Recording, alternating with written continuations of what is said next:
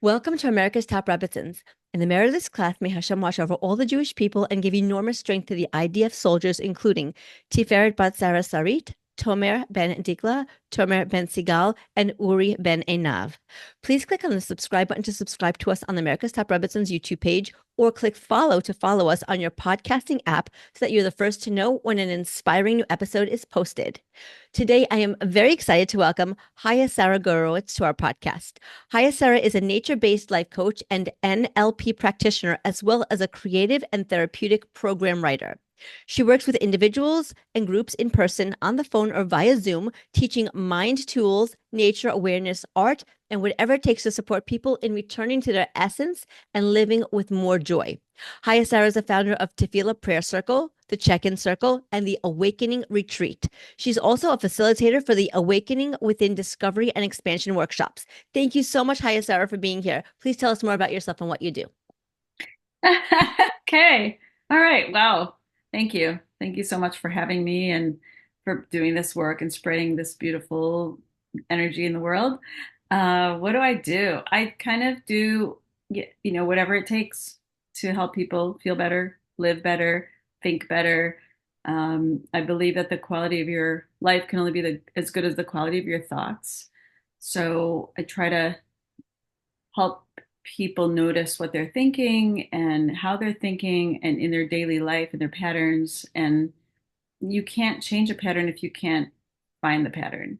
So sometimes, if it takes going very deep into a trauma work or going really deep inside, I tend to work on a deep level with the root of the issue. So you might be telling me something that's bothering you, and I might go really, really deep and like, let's find that root so that we can, because otherwise we keep on working on this superficial level of and band-aiding whatever's there, and then you walk away and feel better, but then a week later you go right back to feeling the way you were feeling when you walked in. So I really like to help make permanent shifts, create permanent shifts that work, and a lot of that is about, that's why I call it the awakening, because it's like waking up to what you're the unconscious patterns that are governing your life. That's right. There's so many. I really resonate and relate to what you say because there are so many unconscious patterns that are governing our lives, and the quality of our life is really, really related to our thoughts. I can attest personally, just you create your own world in your head. You could be thinking one thing, it could be so grumpy, you could be having such a bad day, and you're just your world is all doom and gloom. And the person next to you or across the street can be walking, they could have had a very similar morning, not exactly the same, but a very similar morning, a very similar day, and they could be thinking about it in a completely different perspective, and they could be viewing life in a more hopeful, more hopeful way, and in a more optimistic way, and opportunities could be open to them where you are in doom and gloom mode, and it doesn't work and you get stuck. And I really like what you were saying about like not band-aiding things, because oftentimes we'll go to somebody, we'll talk about something, and we're just talking about the superficial, the what happened today, the what happened yesterday, but we're not addressing the why it keeps happening, why this pattern continues to occur in your life. Like, what's the root of it? Once you get rid of the root of it, the pattern stops because there's nothing more to pattern after because the root has been ripped up. There's nothing more there. Yeah, yeah. and So, and yeah. so I have a lot of modalities in my back pocket, that are just, like a million different learning, different teachings, different modalities, different ways to get there. And then once I'm with a client, I just forget everything I ever learned and just show up and try to empty myself out enough that Hashem can fill that space with what is supposed to happen.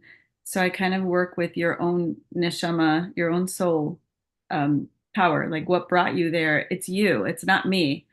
I'm not the medicine. You are. Like I'm not the fixer. You are. And you brought yourself to me. So I just like really good at creating space, creating a safe space, and just giving you the space to do what you really want to do and get where you really want to go.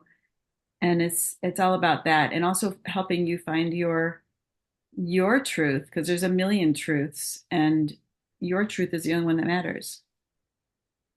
I like that. It's so true. I'm so curious, We're going to be talking about your awakening retreats. I'm very, very excited to hear more about that. But since you mentioned it now, I figured maybe I just dive into something that you said now. A couple of different things, but it's for sure you work with the person's neshama, but you're also talking about different modalities. Just out of curiosity, I just want to touch upon some of the modalities that you do use when you work with people. Okay. Yeah. Where should I start? Um, I work with a lot of Hakomi therapy parts work, IFS type, going to find where it is, what that part is that's speaking. We have so many different parts, and different parts are governing what, how, and finding the part, understanding the part, and then maybe building relationship to another part that can help. So in there is Hakomi, IFS, somatic, NLP, kind of bringing it to the future, bringing it, what are we going to do with all that? We go to the root, but now what are we going to do? Can you see yourself? What might it feel like when you build relationship to this other part that you're really wanting to come in? A lot of times we have built relationship with certain parts, and let's say the critical part. So we're very, most of us are very in contact with our critical part, For sure. very familiar with that part for some reason. I actually think that the critical part is really a protector. It's trying to convince you that you're not good enough so that you won't take risks. Right. It's a survival part, and it's not, you don't want to make it go away. You just want to, I just got chills when I said it. When I get chills, I know I'm saying something that feels like truth to me. Um, yeah, you don't want to get rid of it because it's important. Everyone needs a critical voice to help navigate life. But if that's the only voice you're using, you're not having too much fun. Right. That's true. I want you to have more fun. I'm very into fun and joy and life and feel life and taste it. And because how are we going to make a better world? It's like, we're like, we want Mashiach, but then we're like in this vibration of like misery and self-criticism. Like it doesn't really jive. A lot of the things that we learn in Torah and Chassidus are like these incredibly beautiful revelations, and then we walk out of that shir and we're back in like hell. We're back in like, I'm not good enough. I'm not a chelek elokami mal. I'm a piece of garbage. And then or whatever. I mean, that's dramatic, but this kind of like fragmentation. So I really try to work with bringing those fragments together. Wake up. Like this is yours. You are loved. You were never alone to begin with. You are being watched. This is all part of the unfolding of your mission in this world and your experience. So yeah, I can just like blah blah blah, just flow with any. I don't even remember what you asked me, but No, no, I was asking you about the different modalities, but you definitely answered that, and I appreciate that. And because I do feel agree with you. We're living in a healing age, an age of healing, where we do have all these different modalities to help us awaken ourselves and to help us heal our trauma, our pain, our distress. And we're becoming more and more aware of all these different modalities. And I know that the main focus of your awakening within retreats is that you have them both actually for men and for women. I want to mention to everybody. I mean, they're separate. There's a retreat for men and separately a retreat for women. And yeah, it's all about uprooting the inner critical voices that are running our lives, the voices that say you're not good enough, you're not worthy, or anything that puts you down in any way. It's that right. voice that leads to the mindset of being stuck in our own troubles and our own despair. But what you're saying is enough. We're all united as one. We need to be there for each other. We need to help each other. We need to support each other, not only in surviving, but in thriving. And I love this idea and I want to hear all about it. But first, I know that you have a beautiful backstory on how you came about to this point in your life where you're creating these gorgeous retreats. And I want to know how you became a major force in the healing space. Thank you. Thank you. Before I do, I just want to go back to like the modality for a minute because now I remember what you asked.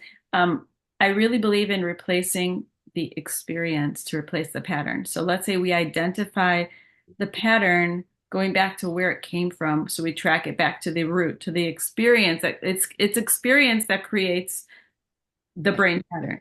So Yes. that's why a lot like talk therapy doesn't go there because it doesn't hit up that part of the body. So sometimes we'll do like create new experiences. So let's say I'm talking to someone and they're like, I never had a mother, I never got mothered, I never got mothered. I might, in a very safe way, just say like I'm not your mother, but I do carry a motherly type of energy. What does it feel like right now to tell a mother what you feel and to be heard and to just start to replace the other feelings? So right in the moment, like to have corrective experiences constantly. So I'm constantly trying to create the corrective experience. Sometimes it's through drama therapy. Sometimes it's through breath work. Sometimes it's through being held. Right. I've held clients in the middle of a session because it's like I listen to that little voice inside me that's like, just hold her. And I just look at her and I'm just like, this is kind of weird, but would you like to be held? Like, and also trying to keep it safe and like letting the choice be there and also Of not course. being like weird about it, where it's like not creating transference. That's very, very, very, very serious. So I've definitely, I think most practitioners have experienced that at some point in their career, and it's very not healthy. So, but and the same token, we also like sometimes a person just needs that in a safe way. So just not, what I'm saying is like I'll just do anything, whatever comes Whatever in the the person needs. kind Yeah. of like how I'm showing up here, because how you do anything is how you do everything. So I'm showing up here, like, read your questions, and then I'm like, just show up because the moment will bring whatever it needs, trusting the moment. Anyway, Yes, going no, back. it's totally for sure. I agree with you. Yes. And I just want to clarify for people who are thinking, which part is not healthy. It's the transference that's not healthy. And just so you can define very brief for transference, what did you exactly mean by transference? Just so everybody understands. So when let's say I say to a client, would you like to be held?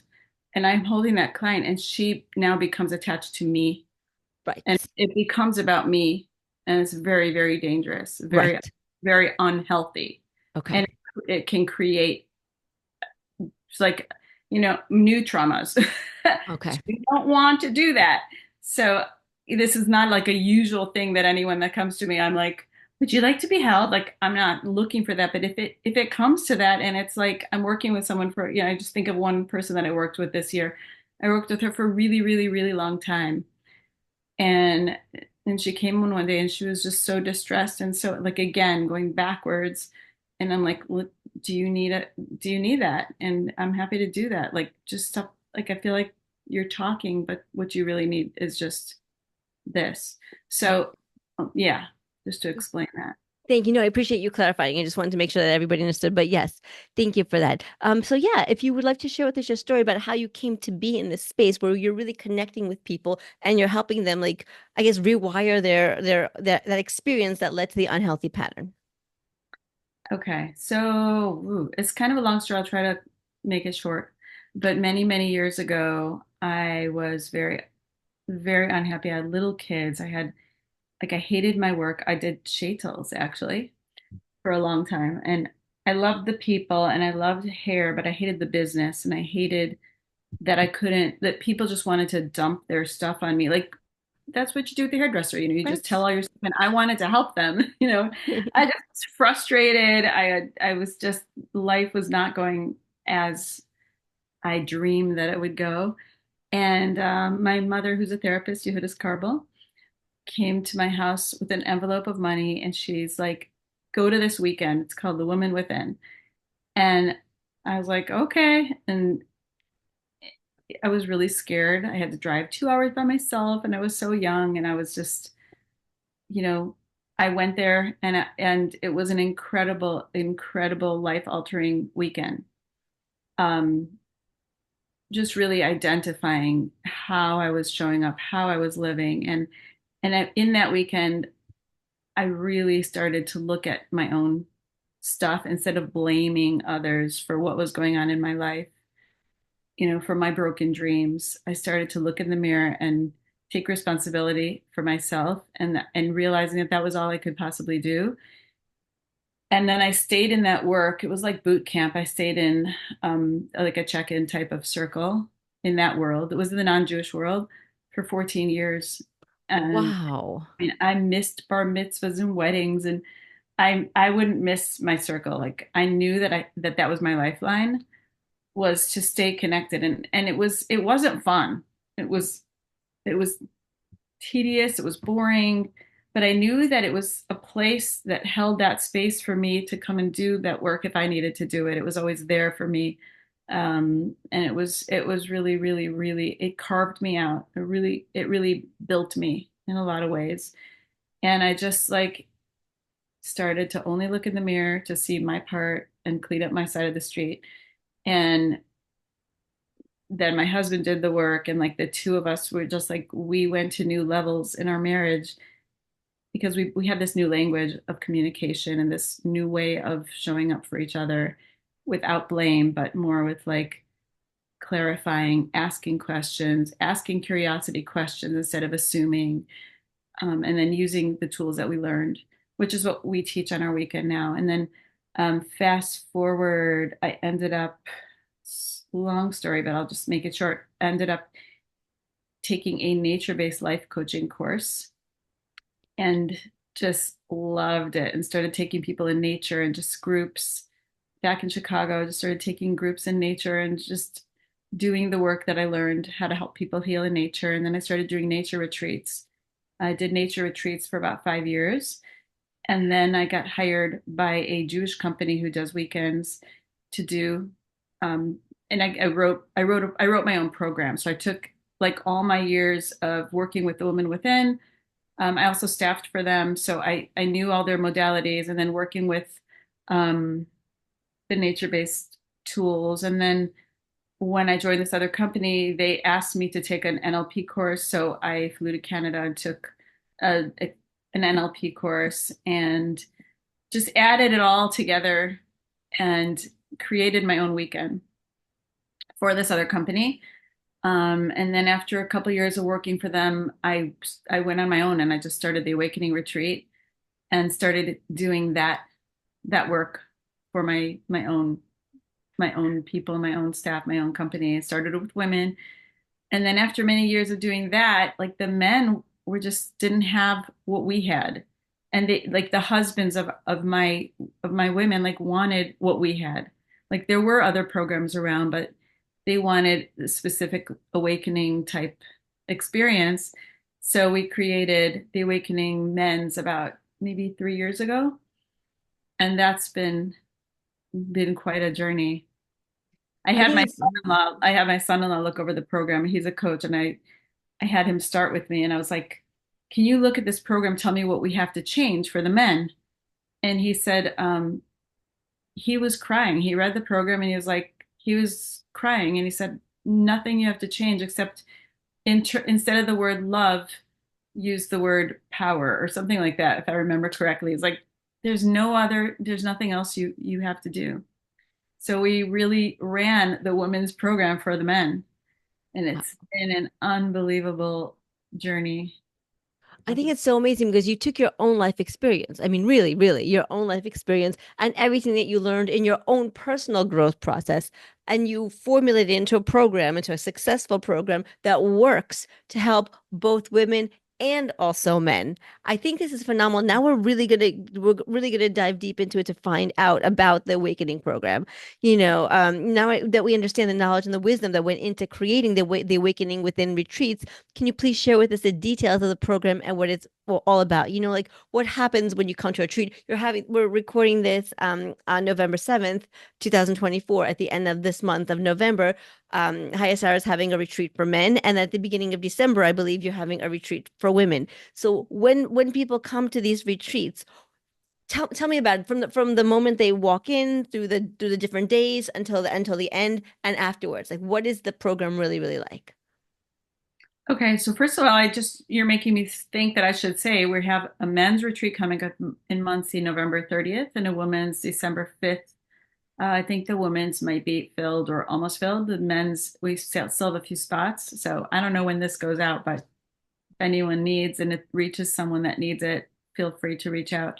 But so firstly, before I tell you what goes on at the retreats, I want to say something. I spoke to someone who runs men's retreats for many years, and we had a meeting, and he said, I really pride myself that my program has not changed in 20 years. I'm still doing the same program I've done 20 years ago. And I was like sitting there and I was like, my program changes every single day because I feel that I change every day. And there's new information that downloads every day. There's new information out there. I'm in a constant state of learning. So wherever I'm at, I will bring it. Whatever I'm learning, I will bring it. So it's just adding to whatever we're doing. So it might look like I might describe it today, and then in 6 months, it's going to look like a little different. For sure. When I say a little, it means like some of the pratim, some of the details might change, but the basic premise of recreating experience, having corrective experiences. And also what's changing, I feel, is that it's what's happening in the world. Like we live by the laws of physics, right? Yes. Okay. So there are spiritual laws of physics as well that we live by. One of them being there is a refuah before the makkah. There's the healing has been created before the devastation. So right now there is such a big makkah in the world. There's such a big hit, and there must be an incredible refuah in the world as well. And I mean, I know there is, and I'm I seeing totally agree. weird and crazy and beautiful, fast and easy healing for some of the worst things imaginable. And I'm watching it. It's fascinating. So I think that people are changing. My participants are changing. I think it's what I noticed it most was after COVID, when it's just like people were just coming in ready, like opened, get it out of me. I don't want it anymore. Right. Whereas in the past, it could be like working with someone for so long to try to pull out the trauma. It's like more like it's right here. And then October 7th, it's more than right here. It's like it wants to come out. For sure. Yes. Wants to come out. It wants to be broken. It wants to be healed now. Like it's pressure. Like the heat is on and it's available and it's doable and it's very exciting. Um, I had an Israeli soldier come to me who had done the sweep. He came for breath work. A rabbi sent him for breath work, and he had done like the sweep for in arts in Israel. Right after like November 8th, he was doing this. Do you know what the sweep is? When he like looking for bodies and things like that. So before Zaka comes in to get the bodies, Right. the Yes. soldiers go in to make sure there's no terrorists there, make sure it's safe for Zaka. So Okay. he was just a young guy, so young, the wife and a baby and another baby on the way, and saw everything. He saw everything, and he had to leave Israel, and he came here, and it was so. It was really, I mean, such like the minute he walked in my house, I started shaking my whole body. Just I looked in his eyes and I was shaking. I was like, he had like just so much black on his face. And he said to me, I'm never going to be okay. And that's where that idea like of the refuah before the makkah was born for me in this work. I just looked at him and I said, if we believe that there's a refuah before the makkah, you are going to be okay. I don't know how, but you are. You are and you will. And we're all going to be okay. And I don't know how, but it's going to be miracles. So, working off of that premise, my retreat changes as the times change, and I love that part of it. We just flow with it. We don't try to get stuck on any of our modalities. Sometimes on the retreat we'll just change things up depending on the group brings its own energy. Yes. The people that come, everyone creates the healing space. So we just kind of flow with it, but the structure is a very pretty much a solid structure where it's kind of like a flow coming from the outside world as you are now, starting a deeper descent into the fabric of what's going on inside of you.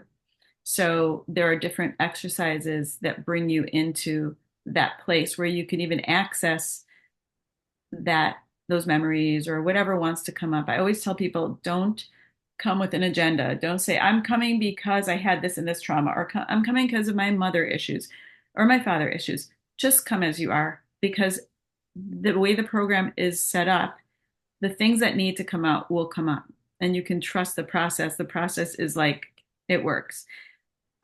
It's going to bring up whatever you need. And so the first day is a little, it goes in and out of light and heavy, like light and heavy, and laughing and crying, and it sort of mimics real life. There's a lot of learning the first day, learning new tools, learning how to make distinctions between the story and what's absolute truth, or is it just a story? So we learn how to make distinctions. We learn really good listening skills. That's like one of the first things we do is we have like a listening piece where people learn how to listen, and then there's like, what's this like for you? How were you listened to as a child? And then it goes into that. And so all the exercises are geared to help you reveal what wants to be revealed, what wants to be healed.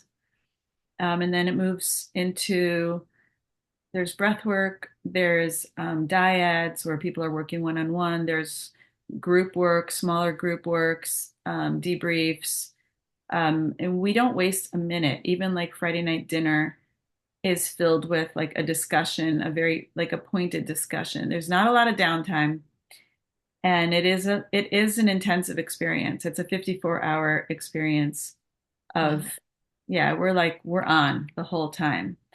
Uh, and which is, because there's so much to accomplish. And we want to get as much as we can in while you're there. Like you didn't come there for a vacation. You came there because something is stopping you from being the highest version of yourself. And we want to help you get there. We want to help you release. Like people tell me it's like 20 years of therapy in one weekend. Wow. Yeah.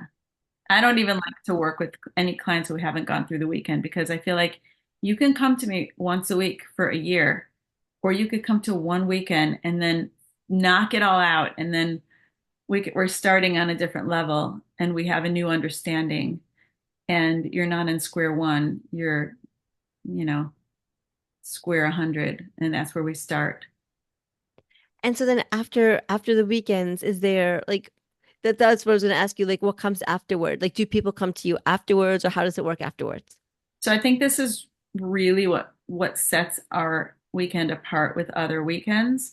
Um, First of all, I would never want to put down anyone else's weekend, but I do think this part is really important. If you're going to take people down the rabbit hole, you got to be in their life for the rest of their life. Like you have to be, I always tell people, you will leave us before we will leave you.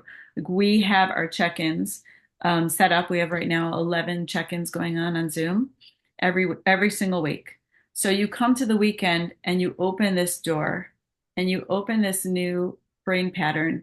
But if you go home and you don't keep up with this work, your mind has memory foam. You will go right back where you were, and worse in a way, because now you saw what could happen, and now you're alone, and you're in your house or wherever you are, and you're like, what just happened? So that's what I don't want to do. I don't want to do that. That feels like it feels wrong to me. So me cleaning up my part is me offering that we have check-ins for you to keep the work going. I mean, like I went in my check-in for 14 years and it changed my brain. Right. So we work on tools, we work on what we did on the weekend, we keep them open. And then you can stay in as long as you want. We have people who have been in check-in for 6 years, 7 years, who are diehard check-in people. Then we have people that come in and out. We just had someone who came back after 3 years. She left. She came back after 3 years, and that's fine. Like, you make the decisions and it's your life. We don't do any pressuring. We just offer. Right. And I really like that you offer the support because that was going to be my question. Sometimes you go to a great weekend or you listen to a great class and or even a summit. There's summits that are like 3 or 4 hours long on Zoom and they're great and they're fantastic and they're inspiring. And then after that, after the Zoom finishes, after the retreat finishes, after the seminar finishes, then you're back in your daily life, you're back on your own and you're really kind of back in your own pattern because you're back to the same old same old. So I really like that there's a check-in.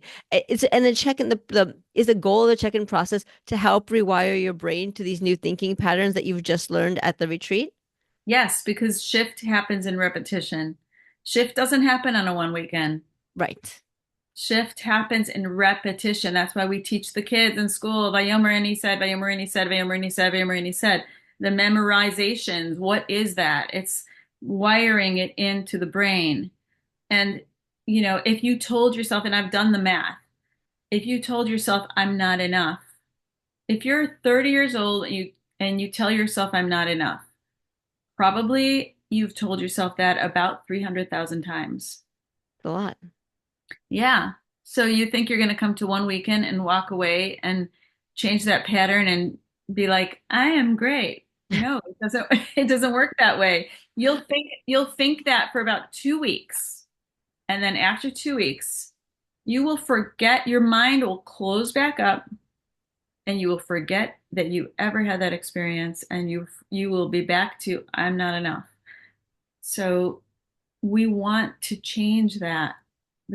How are we going to change the world if we are thinking these thoughts that are so limiting? We're moving into an unlimited, infinite time of healing, infinite time of peace and love and Mashiach. And, that whether you're Jewish or not Jewish, you want to call it the age of Aquarius, you want to call it the new consciousness, or you want to call it Mashiach. Like, we're going there and we better like remove all that is blocking us from being where we are meant to be. It's like, I feel that. I do. I feel that the people are really ready for that when we are collectively as a people moving into that new age of healing. yes, absolutely. Yeah, and actually to that point, because I love personal stories, I'd be so interested in hearing the before and after stories about one of your awakening retreat participants. You don't have to share the name or anything, but just so we know that another person, we're all regular people. I'm a regular person. People listening are just regular people. How do we just as regular people go into awakening retreat as we are, just as we are, like as you said, just come as you are, and then leave a different person, and obviously keeping up with the check-ins to make sure that you continue to stay within your transformation and that you continue to rewire your brain with this positive self-talk and these positive experiences. I would love to hear like a before and after story. Oh gosh, there's hundreds and hundreds and hundreds and hundreds. I don't know where to start. There's so Baruch Hashem. It's like I meet people who didn't have a voice and were able to then have a voice and say what they need and say what they want. And I have a staff member who I just like I think is amazing. And when I don't know, maybe I shouldn't. I have to be really careful not to divulge anything if anyone could ever imagine who it is. I won't say that. I will say that all my staff has come through the program. All my staff has come through the program, and that's who staffs. And there's Oh, that's great. yeah, Okay. that's why, and there's no hierarchy in the program. People always leave and tell me like this is the first place I've been to that where I don't feel a hierarchy. It's not like I'm the facilitator and I have it all together and my staff has it all together and you are the participants and you are no, it's like we are all naked, so to speak. We're all vulnerable. We're all in this together It's trying to get true. this world, this olamatikun. So that's that part's so great. Okay, so oof. I would say one of the stories that stands out to me is a woman who was from a Russian background, is from a Russian background. Um, Parents moved here when she was young, and she lost her mom when she was very, very young, and just didn't never had a mom her whole life, and then became religious and had like all these children. And when she came to the workshop, like, and she told her story to all of us, I mean, there wasn't a dry eye. Everybody was weeping. And she was like, I have this big family and I don't know how to mother them. Like, I never got mothered. So one of my staff that she was able to choose played the role of her mother. And she was able to talk to her and have an experience of talking. And so this woman sort of channeled her mother. Not channeled, I mean, it's just like played that role. It's like drama therapy. And they talked for so long. They were just sitting there and everybody was silent. It was so beautiful because she felt she was talking to her mother, I even believe it. Yeah. points of like, I miss you, I needed you. where were you? And where the mother could say, I've always been there and I'm watching you and I'm with you. And she's like, I don't know how to raise my children. I don't know what it feels like. And the mother is able to say, I'm right with you. I'm with you in your kitchen and I'm sending you people that can guide you. And I've been sending you, kind of like they had this exchange and it was so exquisite. It was so exquisite. And she had this freedom about her afterwards. Like she felt like she talked to her mom and she needed that. She needed to talk to her mom. And it's a very organic process too, because by the end of the workshop, we did this grief piece where everybody got, everyone was sort of on the floor listening to a meditation, kind of like doing some grief work, releasing some grief. And every person had a staff member behind their head. And I just assigned somebody to her, like one of my staff. I'm like, okay, you go her, you go with her. And so she was sitting there holding her. My staff member was holding this woman. And I saw something was going on over there. It was like the woman was really weeping and weeping, and my staff member was whispering stuff to her. And I forgot that this staff member speaks Russian. Mm. It's like whispering to her the most beautiful mother messages in Russian. So this woman was so shocked hearing this Russian. So she got this second experience of like she just gave her all this mothering in this grief piece, and she was able to again process this grief. And it was like so astounding how like this is Hashem's work. This is God's work. That's why there can't be any me in the work. There can't be. Like I have told my staff, do not compliment me on a workshop because I don't know what I'm doing. I'm just doing what comes and I don't want to I don't want to start thinking about me. So, and so much so that they didn't compliment me for so many years. And then at one point I'm like, can I get a compliment? I need a It's so funny. compliment. But that's so resonated. Like when you were telling me the story, like it's so resonated. Like it felt like I don't know. It felt very, very real to me. Like I just really resonated with me. It resonated with me a lot, and I really appreciate you sharing that. I'm wondering, since that one resonated so much, do you have any others to share? Like I love hearing the stories because I feel they're so real. Like this is so like I can imagine myself going and having a similar experience. Like this is doable for like the everyday person. You don't need to be anything, you just need to be a regular person. Yeah, yeah. Okay, we have another process which is like a rebirth. So if someone had like the, the most horrible childhood and like both parents were just AWOL and dysfunctional and who knows what, we do like a rebirth experience where they get to choose two parents and we actually rebirth them. It's very, very, it's like kitschy, but it works. It seems weird. Like when you start to do it, it's like, how is this gonna work? But it works. So a woman had come through our doors and she had been in foster care her whole life, like a Wow. really together person. Like she was beautiful and together, but no one really knows her story. But her story was she was like thrown around from mother to mother, from family to family. And we did a rebirth with her. And when she ended up in the mother's lap, she didn't leave her lap for 3 hours. She sat there.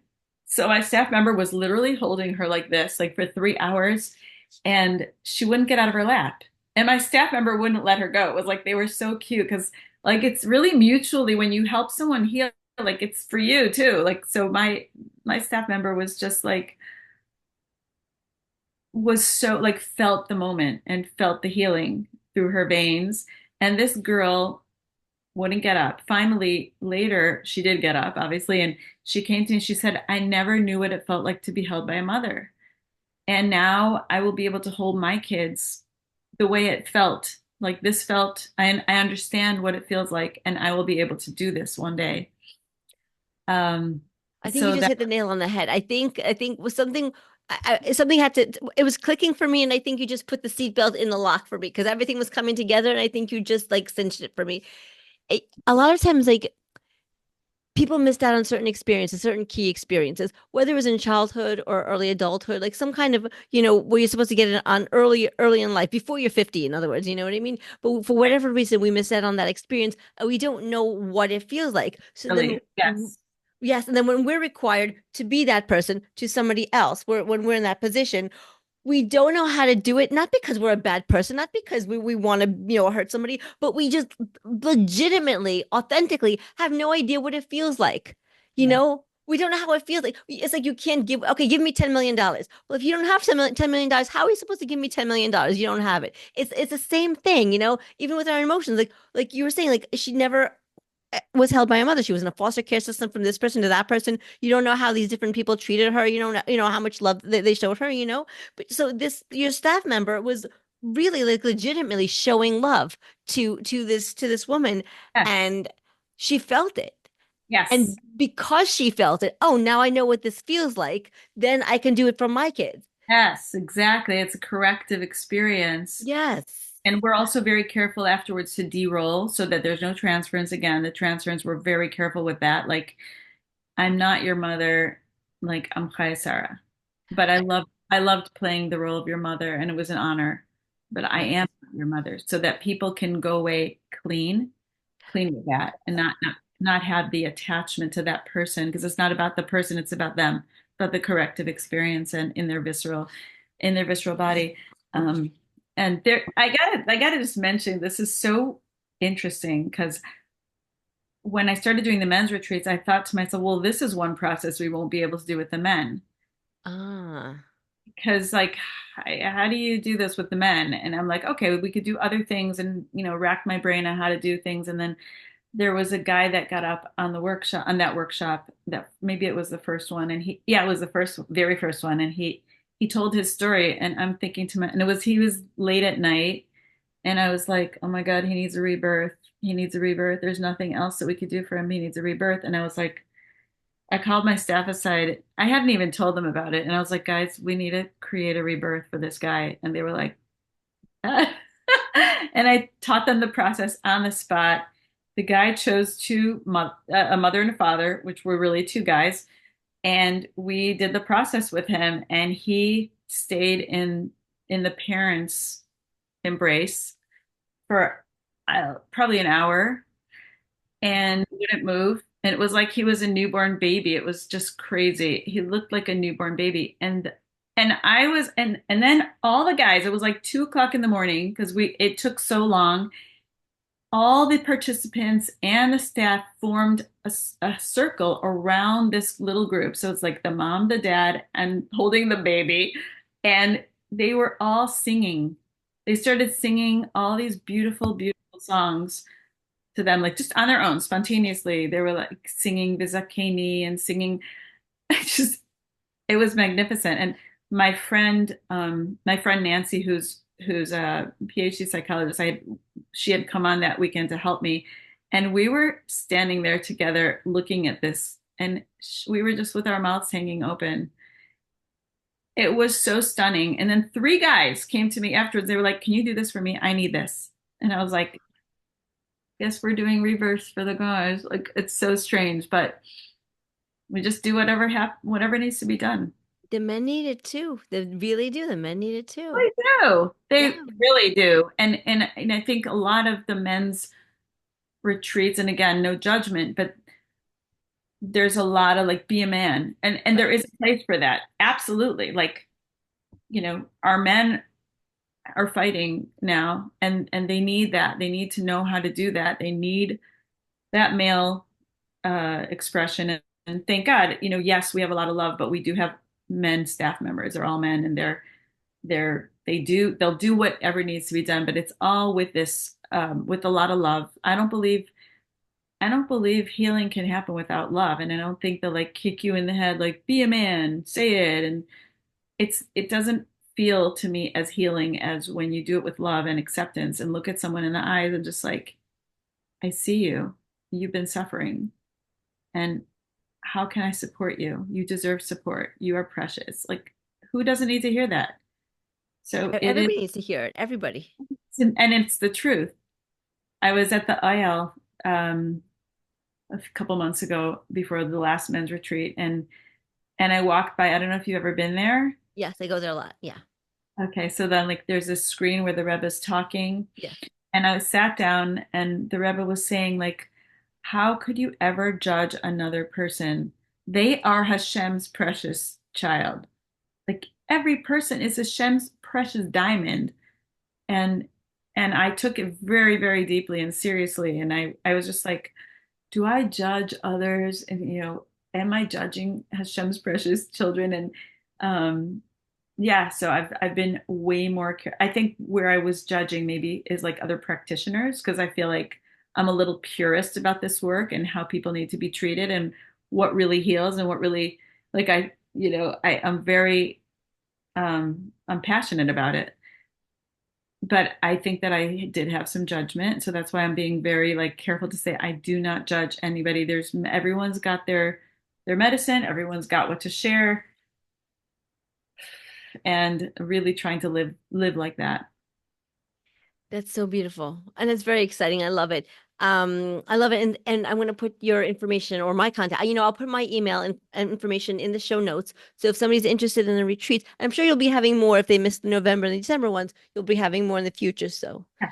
yeah, We're going to be going to Costa Rica this year with men and women. beautiful. I mean, separate. Uh, Yes, we're going to be doing. We did once a father and son retreat that was, to me, probably the most stunning work I've ever done. beautiful. We're gonna do mothers and daughters. We're trying to like we've been doing most of the intro workshops, like 10 of them per year. So we may go down a little bit on those, but bring some other programs and start to, really trying to meet the needs of today, of what's needed this year.